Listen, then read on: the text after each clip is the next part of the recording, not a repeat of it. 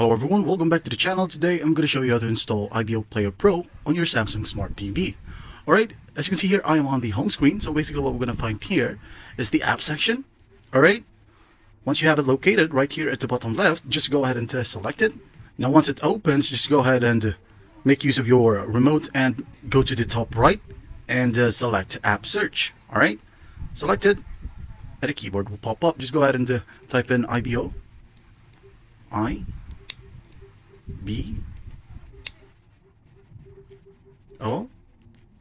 and use the up arrow key to go to the apps right here at the top, and then simply select the first option, which says IBO Player Pro. Go ahead and select that and just simply select enter on your remote. This one right here, I don't know if you can see it, wait, this one, center, to install the app. Alright, as you can see here, it requires to sign in. Just go ahead and sign in with your account, and once done, it will automatically install for you, and enjoy IBO Player. That's basically it. I hope this video helps, and I'll see you in the next one.